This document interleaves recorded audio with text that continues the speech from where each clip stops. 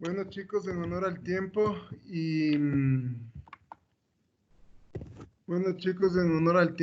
y por respeto a las demás personas que se unieron a las 20:30, pues vamos a comenzar con la clase.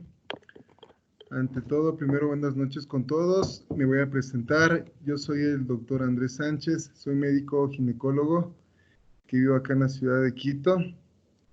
Ya tengo más o menos unos 8 años graduado de la especialidad. Al momento trabajo tanto en la parte pública, en el Ministerio de Salud Pública, en el Hospital Enrique Garcés, y también estoy a cargo y soy jefe de servicio de una unidad privada, de una clínica que se llama Nueva Clínica Santa Cecilia, acá en Quito.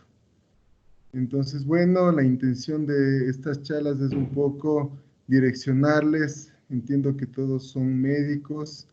Es un poco direccionarles en cuanto al manejo adecuado de lo que son las pacientes obstétricas. Y pues la temática de la clase en realidad son temas muy específicos. Y me gustaría más bien que todos participemos, que seamos eh, eh, más que una charla o una conferencia magistral. Quisiera que todos los que puedan aportar con preguntas, con inquietudes, con comentarios, pues todos serán bienvenidos. No hay ningún problema si tienen, como estamos conectados por el WhatsApp y conectados directamente en esta plataforma, pues no hay ningún problema que podamos hacer las preguntas en el momento que ustedes deseen. Ahora solo quiero que me den un sí, si me están escuchando por el grupo de WhatsApp. Las personas que están unidas me pueden decir si me están escuchando, porque no, eso quiero confirmar nada más.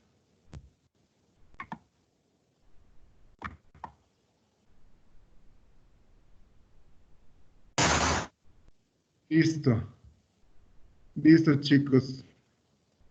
Excelente. Muy bien. Entonces, como les mencionaba,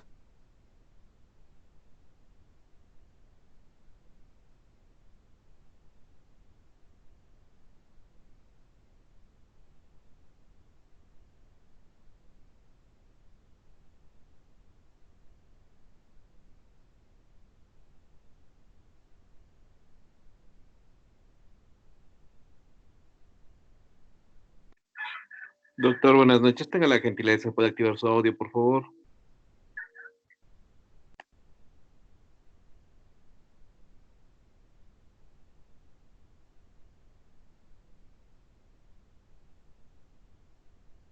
listo.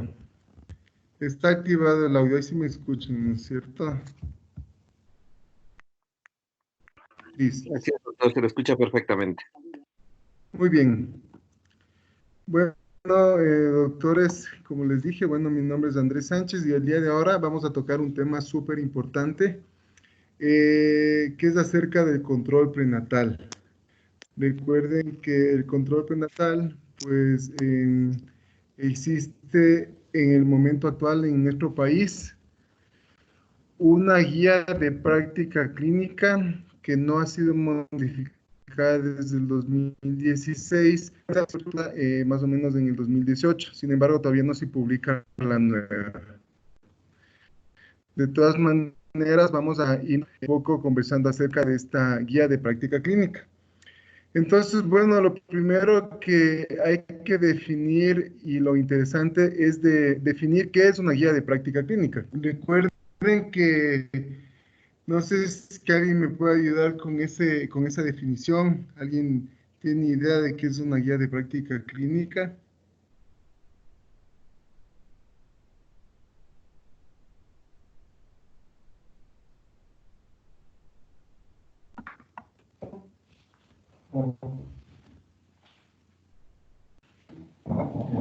De todas maneras, vamos a ir definiendo la guía de práctica clínica. Recuerden que es el conjunto de recomendaciones que son basadas en una revisión sistemática de la evidencia. Antes se creía en la primera definición de una guía de práctica clínica, pues se lo hacía básicamente en una opinión de expertos. Ahora, obviamente, con tantos estudios y con tanta investigación, pues la mayoría de guías de práctica clínica se basan en lo que son revisiones sistematizadas. Recuerden que no es lo mismo tener una guía de práctica clínica que un protocolo. El protocolo es más bien una herramienta que nos ayuda a tomar decisiones en cuanto a una patología. Y la mayoría de protocolos pues se basan en lo que es una guía de práctica clínica. Como su nombre lo indica, la guía de práctica clínica pues es una recomendación. Pues, no es que tenemos que seguirlo a rajatabla. Sin embargo, por la evidencia que tienen este tipo de documentos, pues es necesario ajustarnos a las recomendaciones que lo hacen en la misma.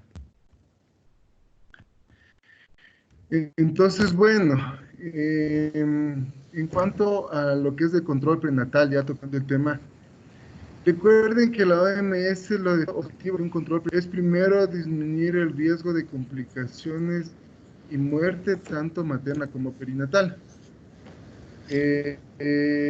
Una adecuada, ¿cómo se llama? Una adecuada control prenatal nos va a dar obviamente una adecuada atención del parto. Además, asegura las condiciones favorables para las madres y sus hijos en los periodos inmediatamente posteriores al nacimiento.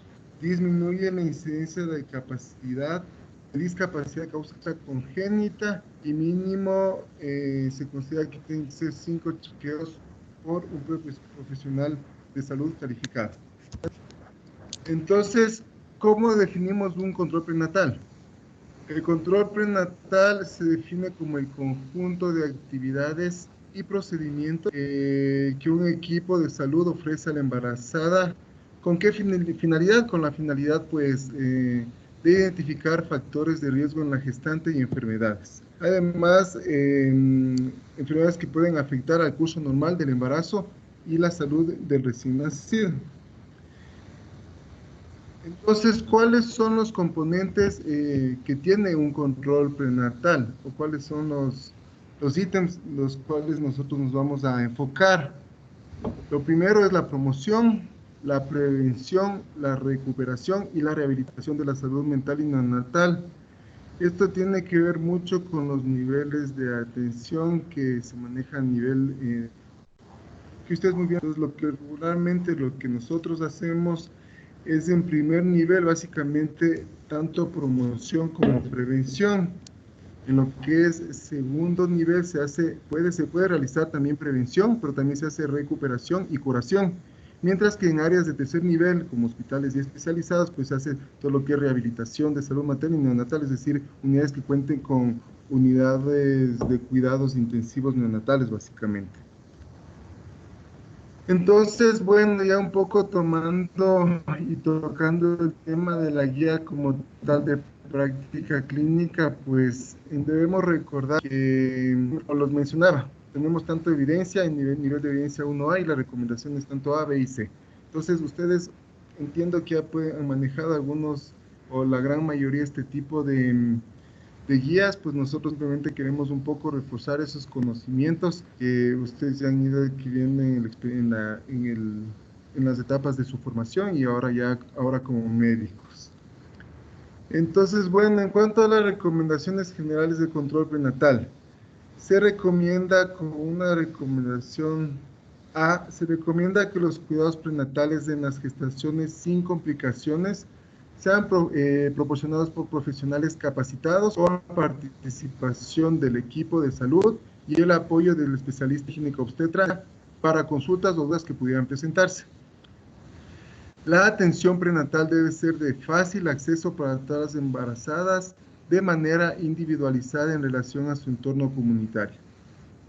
En la atención prenatal debe haber continuidad y debe ser realizada por un profesional con quien la paciente se sienta confortable. Entonces aquí lo único que tenemos que reforzar y recordarles es obviamente lo que nos interesa, tener una adecuada relación médico-paciente. Recuerden que de por sí, por todos los cambios fisiológicos, mentales, psicológicos que una paciente embarazada tiene, pues son muy susceptibles. Entonces, desde la primera visita, pues, ¿qué es lo que se le pide al médico, al personal o al profesional de salud? Pues simplemente tener una adecuada relación médico-paciente, la forma de saludar, la manera que se presenta ante la paciente, el momento de ingresar a la consulta, todas esas cosas van a afectar y van a ser importantes al momento de que la paciente decida o no regresar a nuestras casas de salud. El lugar en donde se realizan los controles prenatales debe brindar la confianza a las embarazadas para discutir temas sensibles, como son violencia doméstica, abuso sexual, enfermedades psiquiátricas, el uso de drogas ilícitas y entre otros. La embarazada debe tener su propio carnet prenatal, que se vamos a ir revisando en el transcurso de la presentación. Esto propicia un sentimiento de control durante su embarazo y puede facilitar la comunicación entre la embarazada y el personal de salud involucrado. Insisto, lo más importante en este momento pues es obviamente la relación médica-paciente, la empatía que ustedes como médicos puedan generar con las pacientes embarazadas. Y obviamente, sin duda, la parte física, la estructura, siempre es importante, pues tomar en cuenta un adecuado aseo, la adecuada presentación y todas esas cosas influyen en el buen trato a la paciente. Entonces, entre las prioridades de los controles prenatales se deben capacitar a las mujeres para que puedan tomar decisiones acertadas de sus cuidados, en donde será atendida, quiénes llevarán a cabo sus cuidados, a qué exámenes serán sometidas y en dónde se atenderá el parto. La decisión de la embarazada debe ser reconocida y agregarse al proceso de la toma de decisiones. A la embarazada se le debe informar oportunamente sobre la participación en sesiones de educación prenatal y gimnasia obstétrica y otorgarle información por escrito acerca de los cuidados prenatales, asesoría de la lactancia y planificación familiar. Entonces, claro, obviamente es importante aquí el equipo de trabajo que nosotros tenemos.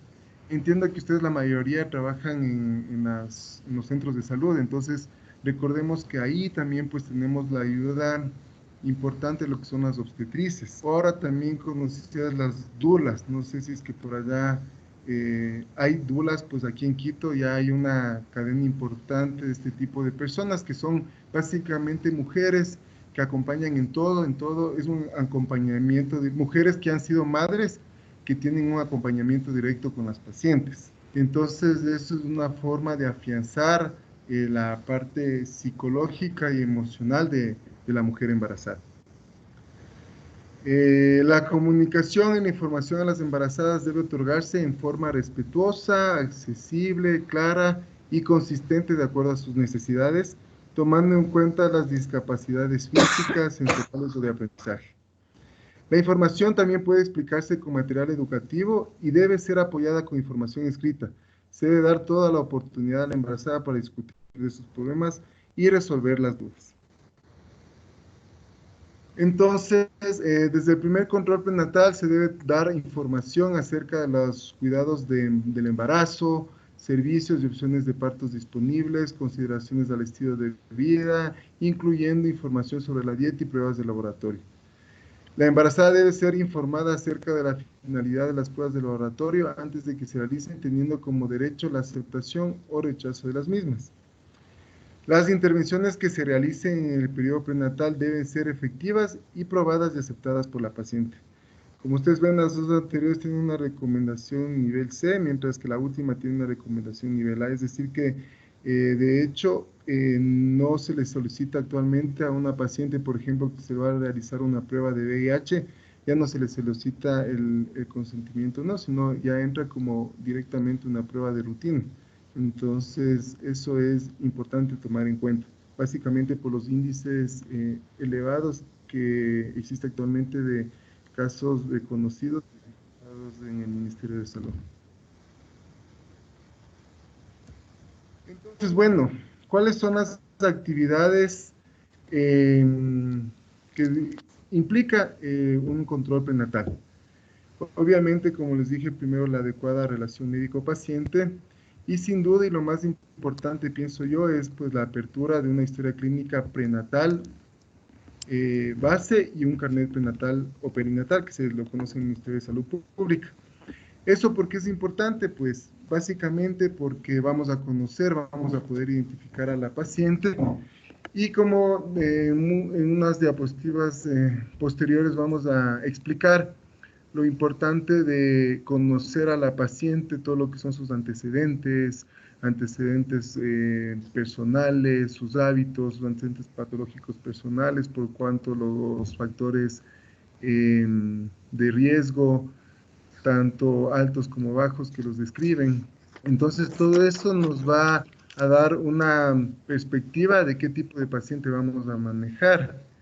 Y sin duda, pues como pueden ver ahorita, el actual carnet prenatal o perinatal que está manejando el Ministerio de Salud Pública, pues contiene algunos datos que son interesantes, básicamente la ubicación, el nombre de dirección de la paciente, dónde vive, el número de cédula y el número de historia clínica.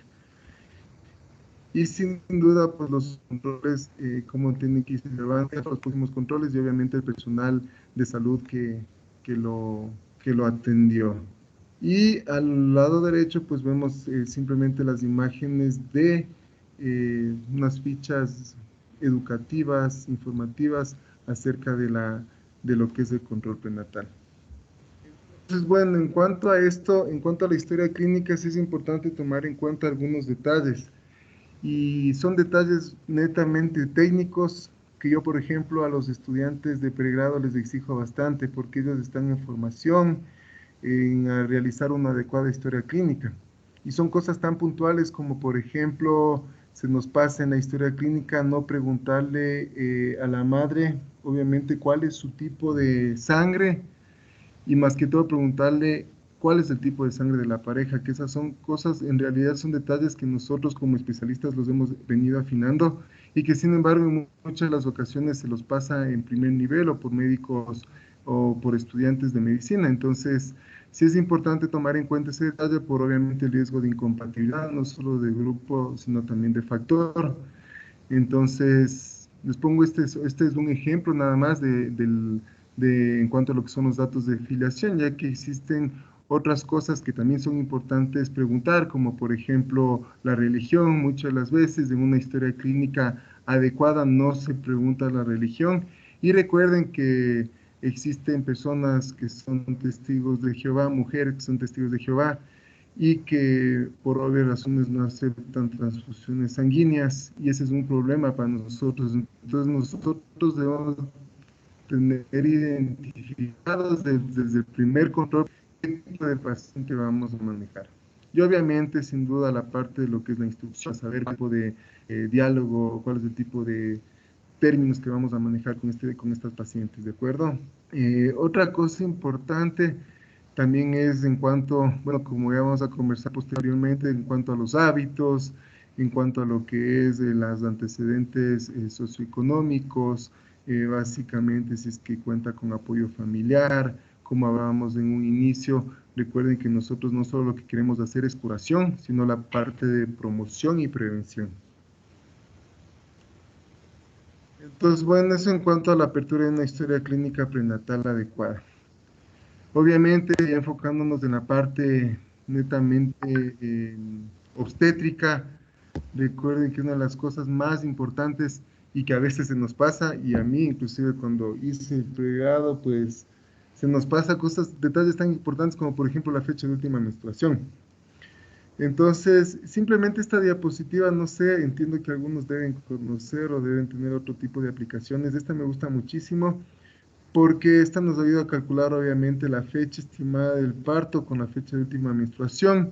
Pero recuerden que la edad gestacional no solo se calcula con la fecha de última menstruación, sino también pues con algunos otros tipos hay otros tipos de mecanismos, se podría decir, y uno de ellos, por ejemplo, es medir la altura uterina. Recuerden que más o menos tenemos una aproximación y lo que nos dicen los libros de obstetricia es que cuando estamos en semana 12, pues está más o menos por la sínfisis del pubis. Cuando estamos con un embarazo de 16 semanas, se localiza entre el ombligo y la sínfisis del pubis. Cuando tenemos 20 semanas se localiza en el ombligo. Cuando tenemos 32 semanas se localiza entre la apófisis sifoides y el ombligo, en la mitad de estas dos estructuras. Y cuando estamos en la semana 38, pues llega hasta la apófisis sifoides y a la semana 40 baja 2 centímetros. Entonces, bueno, son algunas maneras de calcular la edad gestacional en una paciente. Recuerden que eso es muy subjetiva porque obviamente no sabemos qué tipo de paciente tenemos, si está con un útero, con un bebé macrosómico, con un bebé restringido. Entonces, esas cosas, más bien en la parte del examen físico, son muy subjetivas. Pero recuerden que lo más importante para determinar la edad gestacional es primero tener una fecha de última menstruación confiable. Y si es que pues no la tenemos, debemos solicitar de antemano lo que es el eco de primer trimestre. Eso es súper importante porque nos pasa, y aquí nos pasa en el hospital con médicos posgradistas, inclusive que a veces esos detalles, como digo, son tan pequeños, pero que para nosotros son tan vitales. Por ejemplo, el solicitar una ecografía de primer trimestre, que esa es la que nos va a dar la edad exacta. Y bueno, como les mencionaba, pues esta aplicación que tenemos, QX Calculate, es súper buena porque no solo maneja la parte de obstetricia, sino como podrán ver, hay cardiología, bueno, hay de todas las especialidades. Y eso es súper bueno porque nos facilita el trabajo en realidad. Bueno, entonces, simplemente como un dato importante y lo que dice la guía de práctica clínica es que se recomienda como mínimo 5 consultas de atención prenatal, de acuerdo a lo establecido por la OMS. El primer control debe durar 40 minutos y los siguientes 20 minutos. En caso de que la embarazada realice su primer control tardíamente, este durará mínimo 30 minutos. Entonces, si bien es cierto, ustedes me van a decir, no estoy seguro en qué áreas trabajan, pero regularmente esto ya está publicado en el registro oficial de, si no me equivoco, de noviembre del 2019, en donde se tiene que cumplir con esos tiempos. Es decir, que un primer control prenatal no debe durar menos de 40 minutos y un subsecuente no debe durar menos de 20 minutos. Entonces, eso es súper importante por todos los detalles que hemos venido conversando, porque además recuerden que la calidad de vida de un país pues, se mide pues, por las muertes maternas. Entonces, es súper importante tomar en cuenta, ¿de acuerdo? Si es que chicos tienen por si acaso cualquier duda, comentario en el transcurso de la presentación, me la hace saber por el grupo o igual está abierto sus micrófonos para que lo puedan exponer. Continuamos. Entonces, igual enfocados en lo que es la historia clínica como tal, pues es importante recordar que, como les mencionaba, hacer una adecuada, el arte de la medicina es en realizar una adecuada historia clínica. Entonces, es identificar lo que son o lo que nosotros conocemos como factores de riesgo modificables y no modificables. Vamos a mencionar cuáles son los factores de riesgo modificables. Entonces, un inadecuado soporte familiar y de pareja, un control insuficiente de la gestación, es decir, menos de 4 visitas prenatales o una visita después de la semana 20 de gestación, esfuerzo excesivo, carga horaria, exposición a agentes químicos, biológicos, incluyendo agentes anestésicos, solventes y pesticidas, esto en relación con la actividad y la ocupación de nuestra paciente, infección de vía urinaria bajo, bacteriana asintomática, síntomas neurovegetativos, fumadora habitual, anemia moderada, anemia grave, amenaza de parto prematuro antes de las 27 semanas, dependencia de drogas ilícitas, violencia familiar, historia de abuso sexual, físico y emocional, disminución o ausencia de movimientos fetales, cambios de la frecuencia cardíaca fetal y pielonefritis.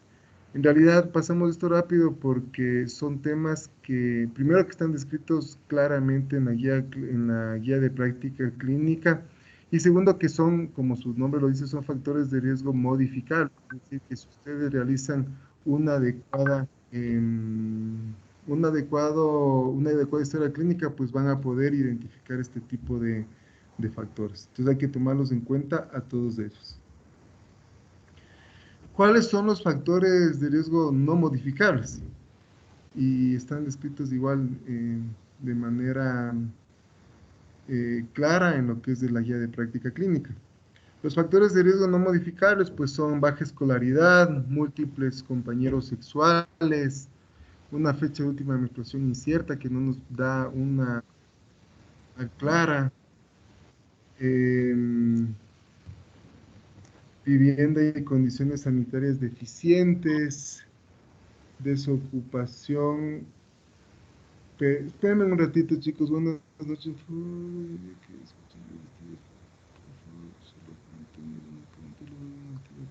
Ok. Bueno, sigamos.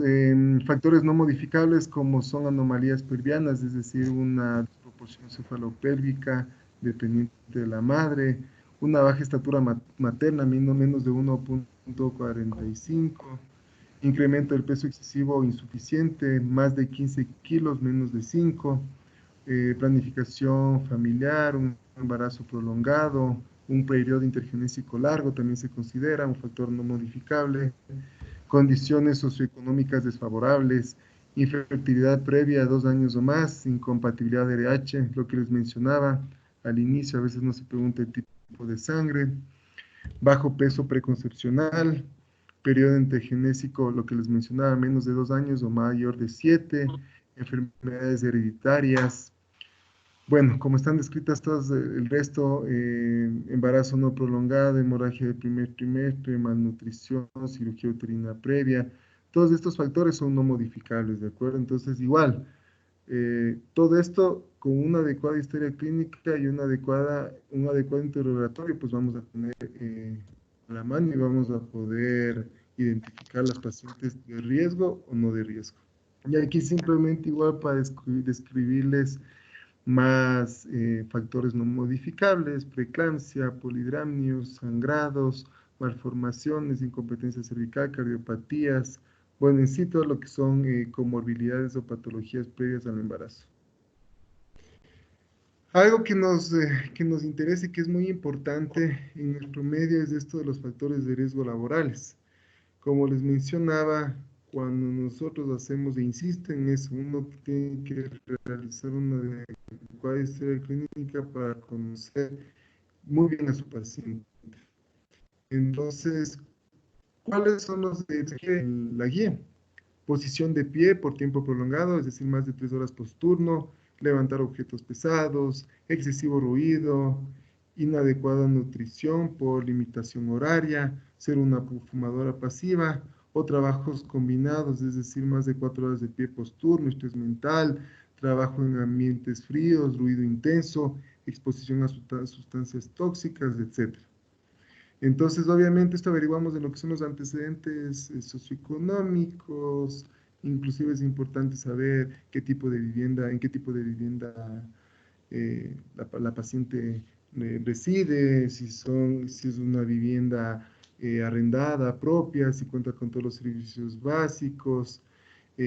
Todo eso juega un papel importante en lo que es un adecuado control prenatal. Y algo que se me estaba pasando también es la parte geográfica. Hay pacientes que viven en zonas rurales de difícil acceso, entonces eso también ya es una limitación y en muchos de los casos es un factor no modificable.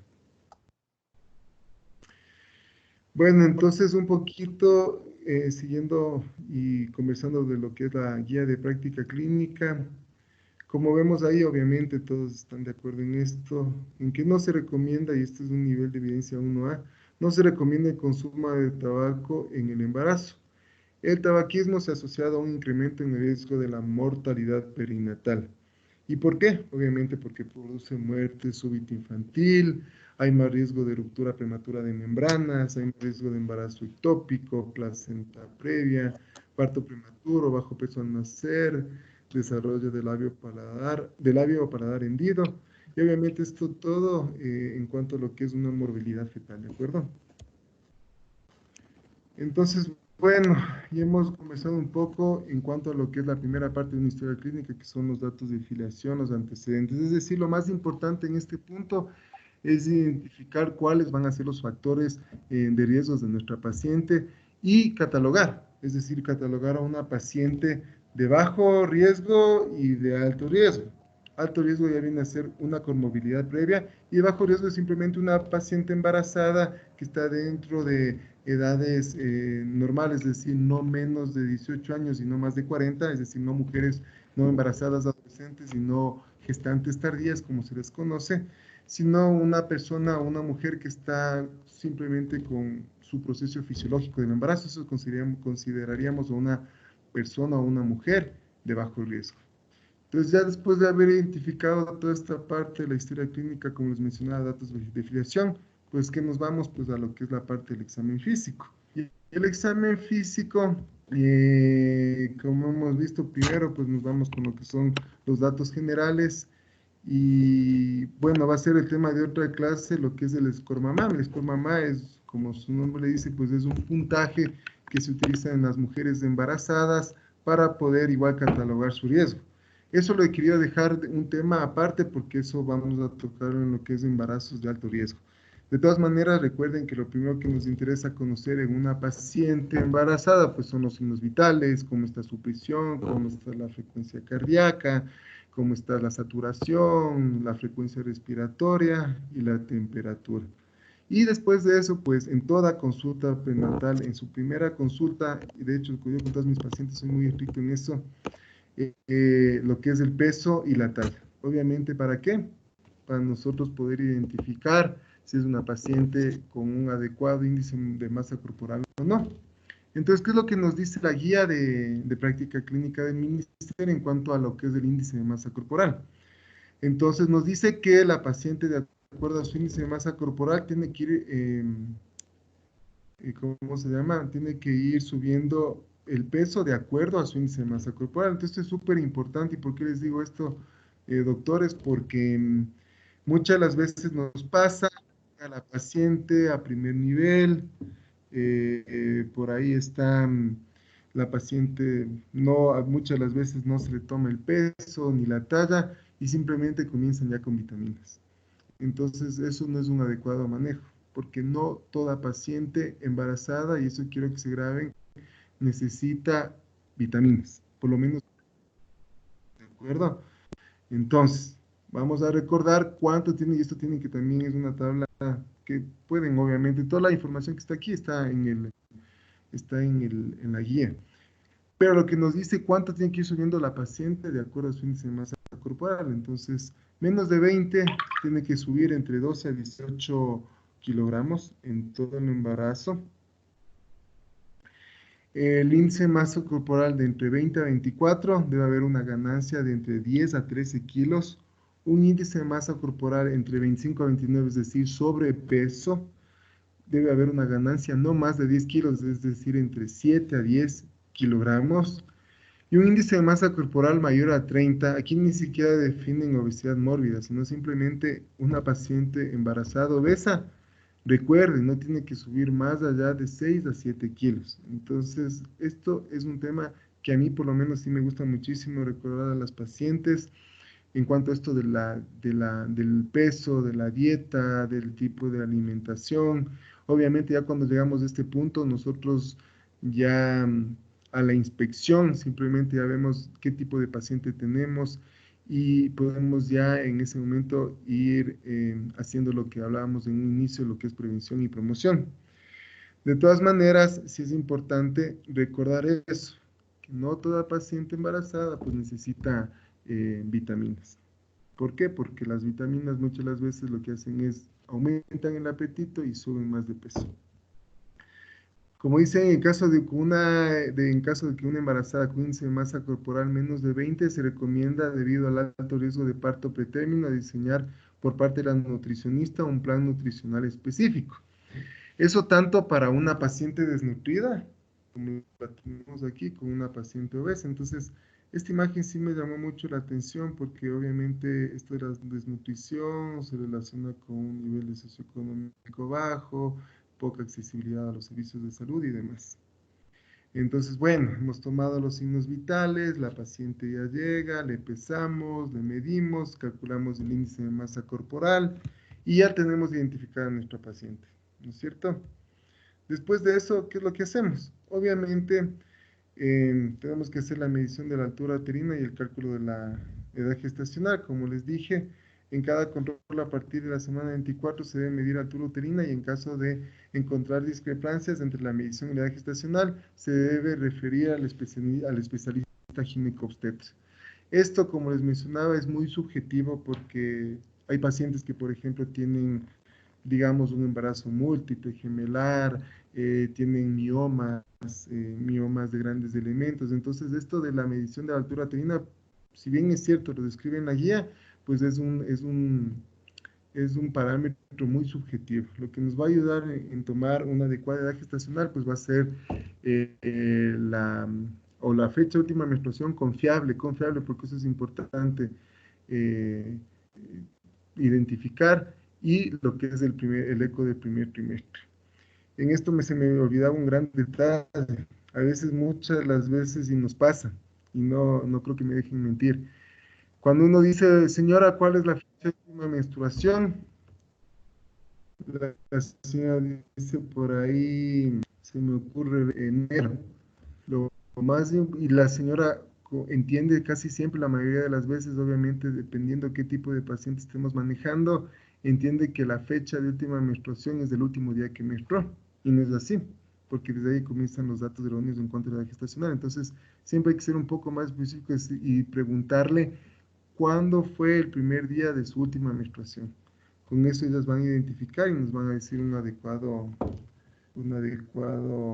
dato. Bueno, lo que nos habla también, obviamente, es en cuanto al auscultar los latidos cardíacos con estetoscopio, conecta, ecografía o Doppler.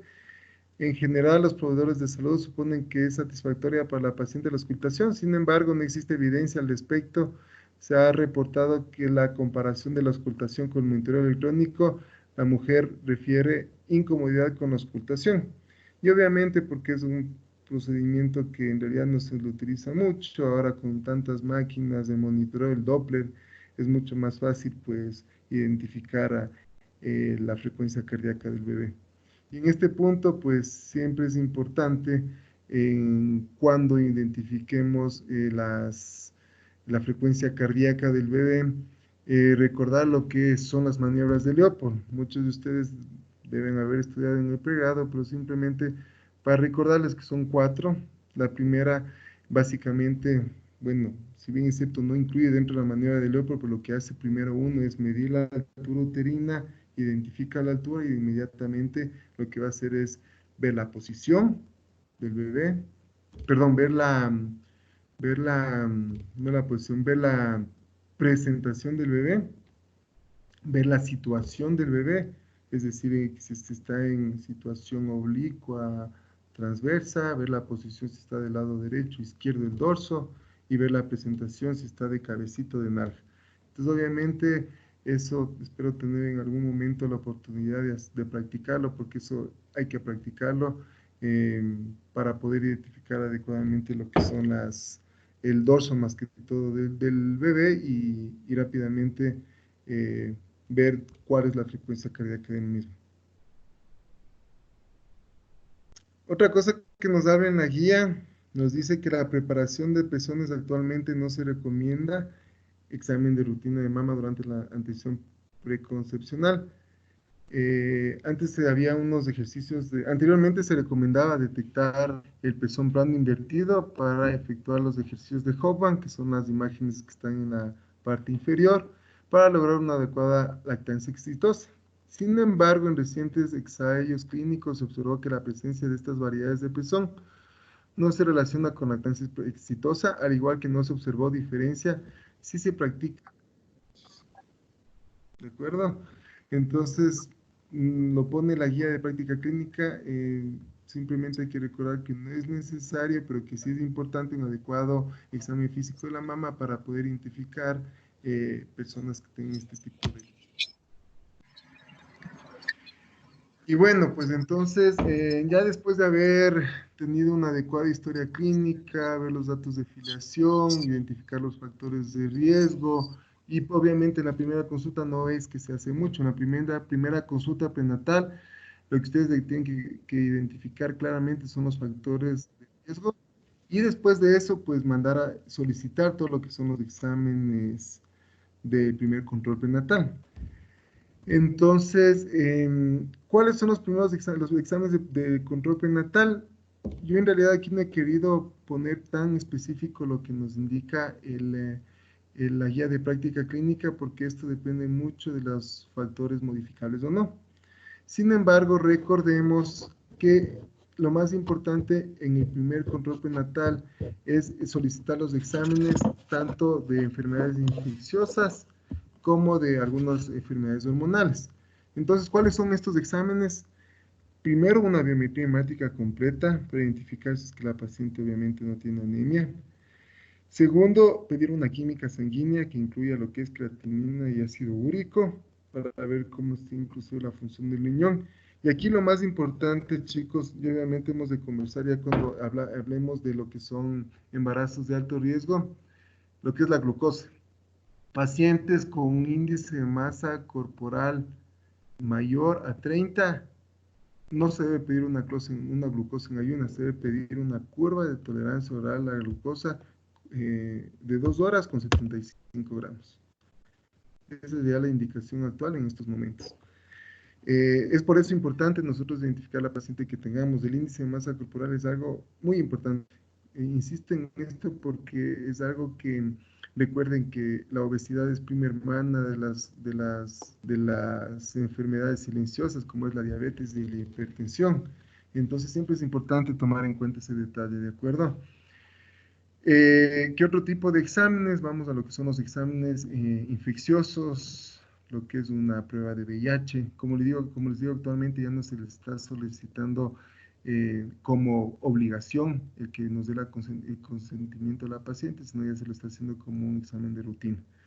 VIH, VDRL, toxoplasma, TORCH, el TORCH como tal, toxoplasma, rubiola, citomegalovirus, herpes. Es importante también identificar o realizar un antígeno Australia para lo que es ver lo que es hepatitis B. Es importante también solicitar de inicio y de entrada en el primer control prenatal un cultivo de orina. Es importante solicitar una TSH. Recuerden, la incidencia de hipotiroidismo en nuestro país es muy alta, entonces está dentro de las indicaciones de los exámenes. Y sin duda ustedes van al momento que tengan la oportunidad de revisar esta guía de práctica clínica, si es que ya lo han hecho, hay también otras eventualidades como por ejemplo enfermedad de Chagas. Si bien es cierto, por lo menos en la parte de la sierra no es que se da mucho, lo describen ahí, que deben solicitarlo. Y muchas de las ocasiones son reactivos que en la parte pública pues no se los obtiene fácilmente. Entonces, eso en cuanto a lo que son los exámenes que ustedes deben solicitar en el primer control prenatal. Dependiendo del caso, como les indico, muchas de las ocasiones hay que pedir progesterona, si son pacientes con técnicas de reproducción asistida, se puede también solicitar lo que es la cuantificación de la beta cuantitativa cuando tenemos embarazos muy tempranos. Como digo, todo eso va a depender del tipo de paciente, o sea, la paciente que hemos identificado, pues después de eso, dependiendo de la paciente, se va a solicitar los exámenes. No hay que decir, bueno, viene una paciente con un índice de masa corporal mayor de 30, solo le pido glucosa en ayunas. No, se debe solicitar lo que es una curva de tolerancia oral a la glucosa de 75 gramos en 2 horas. Entonces, esos son los detalles que van a marcar el inicio de un adecuado control prenatal. Bueno, esto en cuanto a lo que son los exámenes de laboratorio. Ahora, en cuanto a lo que son a los exámenes de imagen, pues, ¿cuáles son las recomendaciones que nos indica la guía? Pues la estimación de la edad gestacional basada en la fecha de última menstruación no es exacta, presentando un error del 11 al 22%. Tomando en cuenta que la estimación de la edad gestacional por FUN no es exacta, se recomienda realizar una ecografía con el fin de diagnosticar el embarazo, determinar la edad gestacional y detectar embarazo múltiple. Como ustedes ven, esto es una recomendación tipo A, es decir que en cualquier lado que ustedes estén, lo mejor que pueden hacer por una paciente que recién se entera que está embarazada, pues sin duda es hacer un eco. ¿Y por qué les menciono esto? Porque muchas las veces nosotros manejamos, nuestro servicio de trabajo en el Hospital Enrique Garcés maneja, estamos más o menos en el 150% de ocupación de cama, es decir, tenemos una afluencia de pacientes importantísima. Y muchas las veces vienen pacientes de primer nivel que nunca se les solicitó un eco de primer trimestre, porque el obstetriz o el médico simplemente no les solicitó. Y entonces, lo que como les menciono, lo más importante es eso, solicitar un eco de primer trimestre para todas estas em, cuestiones que nos indica la guía. Se recomienda que la ecografía debe realizarse entre la semana 11 a 14, utilizando la longitud cráneo-caudal como el parámetro que determina la edad gestacional durante este periodo de embarazo. En caso de que la primera ecografía sea después de la semana 14, los parámetros utilizados serán DBP y longitud femoral. Entonces, ¿por qué es importante pedir este primer eco? Es básicamente para identificar la edad gestacional exacta. Pero ¿por qué es importante luego pedir un segundo eco? Que es entre la semana 11 a 13.6. Porque recuerden que ese es un examen que nos ayuda a descartar, es el famoso eco de screening de cromosomopatías. Es decir, lo que nos va a ayudar a identificar son tres estructuras importantes, que es el hueso nasal, la translucencia nucal y el ductus venoso, que obviamente son exámenes, son ecos realizados por subespecialistas incluso, es decir, por personas que ya vienen con bastante experiencia en cuanto a ecografía, porque hay parámetros muy exactos que son estos tres y que tienen que ser medidos de acuerdo a parámetros ya internacionales. En este caso, con los cuales son regidos por la Fetal Foundation, que es una fundación dedicada a toda esta parte de ecografía. Hay, como digo, son cosas tan importantes y detalles tan específicos que tienen que realizarse este examen. O sea, si bien es cierto, nos dice como una recomendación pero por el tipo de pacientes que se están manejando, en la mayoría de los casos se les hace a todas. Este eco de screening de cromosomopatías de la semana 11 a 13.6. El mejor momento para realizar el estudio morfológico del feto por ecografía es durante las 18 y 24 semanas de gestación, óptimo a las 22. Momento en el cual la ecografía permite la confirmación de vitalidad fetal, biometría, DBP, longitud femoral, diámetros abdominales, anatomía y diagnóstico de malformaciones, además de anomalías de anexos ovulares. En caso de que la primera ecografía del embarazo sea realizada en este periodo, el diámetro biparietal es el parámetro que mejor estima la edad gestacional. Obviamente, mientras más pasa la edad gestacional, es más difícil tener una edad exacta de embarazo. Entonces, por eso que nos dan este tipo de recomendación. Ahora, recuerden que este eco es el famoso que se conoce como el eco de detalle anatómico, porque igual es realizado por médicos subespecialistas o especialistas dedicados solo a los cuales tratan de ver todas las estructuras, todas las estructuras del bebé, no solo el sexo, aunque sea lo más importante para las mamás, pero trata de ver todas las estructuras y tratar de identificar lo que son, lo que nos dice abajito, las anomalías fetales. Y el porcentaje de anomalías fetales pues está descrito ahí. Como vemos, del sistema nervioso central a la cabeza con un 76%, anomalías en vías urinarias un 67%, pulmones 50%, gastrointestinales 42%, óseas 24% y cardíacas 17%. Entonces es por eso que es importante este eco, porque vamos a identificar el riesgo de algún tipo de malformación en el bebé. Y ahí nos dice finalmente pues que el estudio de tamizaje ecográfico para anomalías fetales permite determinar alteraciones no compatibles con la vida, alteraciones asociadas con la morbilidad fetal y neonatal y alteraciones susceptibles de corrección con terapia intrauterina y alteraciones para el diagnóstico y tratamiento postnatal. Entonces, si bien es cierto, la guía no es tan específica en cuántos ecos se debe realizar, solo nos pone estos ítems. Yo les recomiendo que sean 5 ecos nada más en el embarazo. El primer eco, que es el de primer trimestre, que es básicamente para confirmar embarazo y vitalidad fetal, que no debe ser realizado más allá de las 10 semanas. El segundo eco vendría a ser el que les hablaba de screening de cromosomopatías, que se lo realiza entre la semana 11 a 13.6. El tercer eco vendría a ser el de detalle anatómico, que regularmente se lo hace entre la semana 18 a 22. Yo prefiero la semana 20 o 22, bueno, como dice la guía. El cuarto eco se lo hace entre la semana 30 a 32. Este básicamente para ver lo que es crecimiento fetal. Muchas las veces ya en el tercer trimestre es cuando más riesgo de restricción de crecimiento intrauterino tenemos y nos va a identificar lo que es localización de la placenta, antropometría del bebé y líquido amniótico. Y finalmente, un último eco que se lo hace entre la semana 35 a 38, que es el último, que es igual es para ver antropometría fetal y ver ubicación definitiva del bebé. Muchas las veces nos ha pasado que la paciente viene con un solo eco de por ahí la semana 16, no se hizo más, llega en expulsivo y, oh sorpresa, la paciente está con una presentación en pelviana.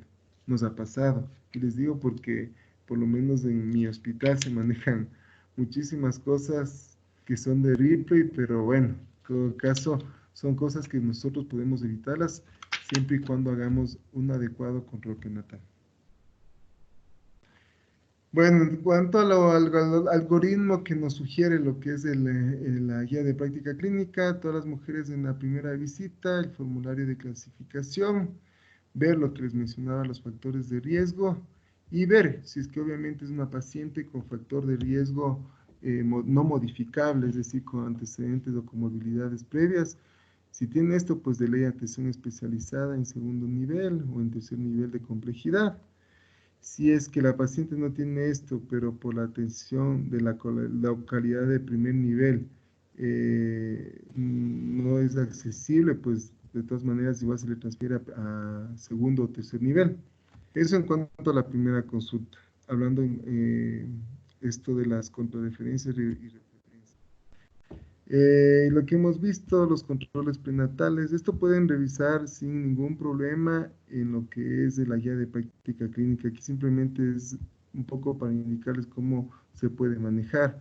Primer control prenatal, menos de 12 semanas por personal capacitado, índice de masa corporal, estado de salud, tensión arterial, estado de salud y exámenes. Se acude a una segunda consulta a las 16 semanas con resultados normales. Si hay factores de riesgo, si no hay factores de riesgo, pues podemos tener entre comillas, o que sugiere la OMS, de 4 a 6 consultas, no menos de 5, como les decía, y obviamente realizar un examen completo en la consulta.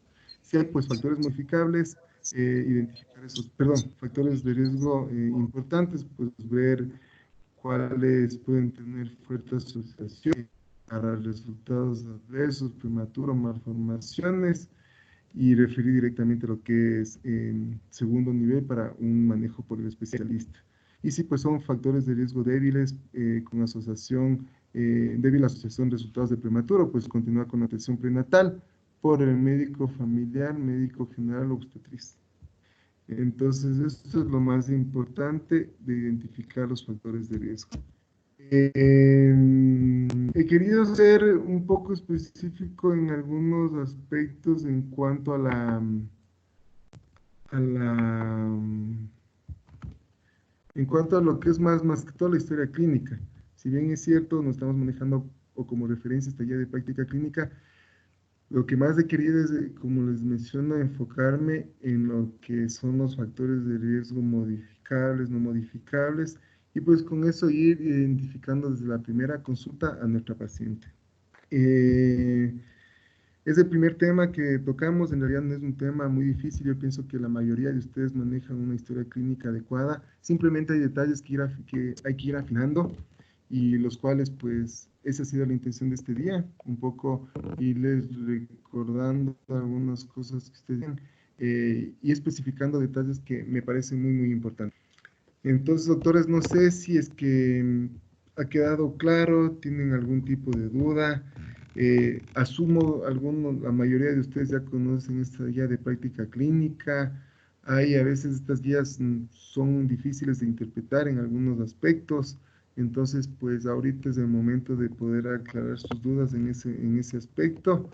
Y pues no sé, ir conversando un poquito antes de poder cerrar la clase y ver qué es lo que piensan o qué es algún tipo de comentario o preguntas.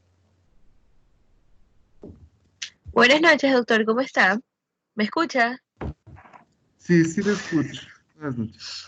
Buenas noches, doctor. Vera, yo estoy haciendo actualmente mi rural más o menos en Pedro Carbo, acá Guayaquil, y pues bueno, me tocó un caso muy peculiar. Acá en Guayaquil, nosotros los rurales es de tipo C, no es mi centro de salud, pero ¿qué pasa? Que acá como a nosotros hacemos médico de barrio, yo capto una embarazada, en el cual esta embarazada ya va por su cuarto hijo. Hace 6 meses tuvo su tercer hijo y ahorita tiene 3 meses de embarazo. No quiso ir al centro de salud y todo. Bueno, la cité para el día de hoy para hacer su primer control, ya que como responsabilidad mía por haberla captado, pues me tocó a mí hacerle los chequeos, sus primeros controles. Ahora, en este caso, esta paciente, cuando yo la fui a visitar a la casa y la capté porque ella no quería decir nada sobre su embarazo, ella me presentó de un rato a otro un score mama de 5, presentando una taquicardia de 114 y una presión arterial de la diastólica en 60. Bueno, el ingreso por emergencia, porque mi centro de salud la podía ingresar, pero actualmente no fue a la consulta. Ahora, en este caso que no fue, tengo que mañana a visitar, ¿cómo yo haría sus primeros exámenes? Ya que usted dice que probablemente ya no se pide los exámenes de sangre, el VIH para poderle decir que firme, porque acá todavía actualmente nosotros tenemos que tener permiso del paciente para que ellas acepten ese examen. Si no, nosotros no podemos hacerle el examen en ninguna manera, de una manera. Entonces, si a mi motivo no quiere la paciente, nosotros continuamos en no hacerle o cómo hacemos en este aspecto.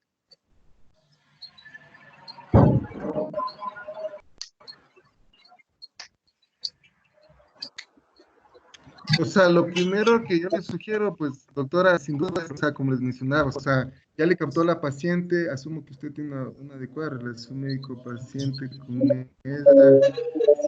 Sería importante si hay riesgos, los exámenes, ser muy claro y muy detallista en cuál es el objetivo de este tipo de exámenes. Porque si bien es cierto, como menciono, VIH es una de las patologías que hoy por hoy tenemos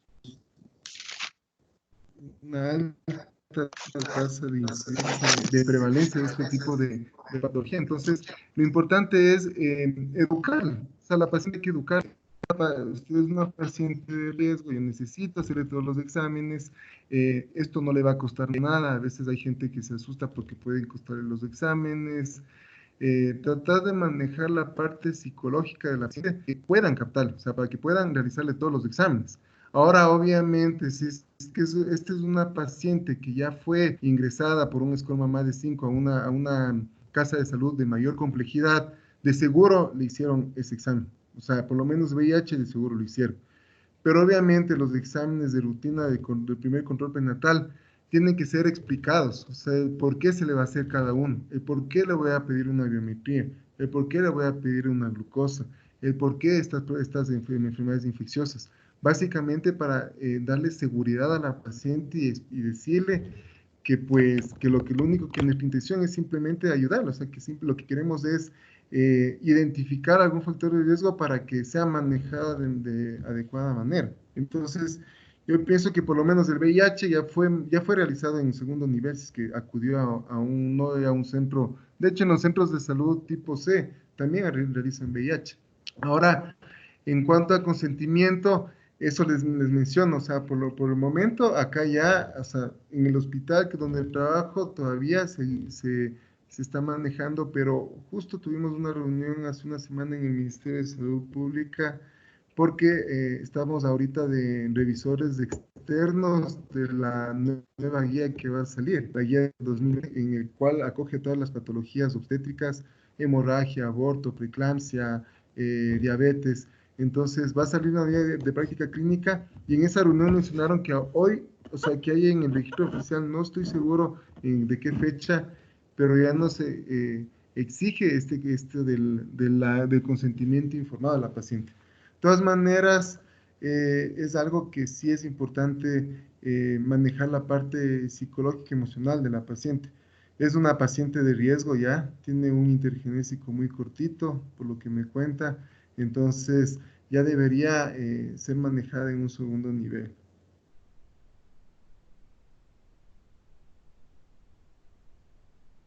O sea que usted me recomienda que mejor en vez de yo, o sea, yo llevar sus controles, llevarla entonces a una segunda complejidad, un hospital prácticamente. Lo que pasa es que tenemos un factor de riesgo no modificable que sería el periodo intergenésico corto. Claro. Entonces, entonces de eso sí, como vimos en el algoritmo, pues lo ideal sería que sea manejado, o sea, dependiendo, ¿no es cierto? O sea, ahorita, si vemos que solo es ese el factor no modificable, de factores no modificable y no tiene ninguno adicional, podría ser manejado por lo menos hasta unos 4 o lo que nos recomienda 4 o 6 controles en su unidad, pero de seguro esta paciente tiene que ser atendida en una casa de salud de segundo nivel. Listo. Muchas gracias, doctor, por esa pequeña duda que tenía.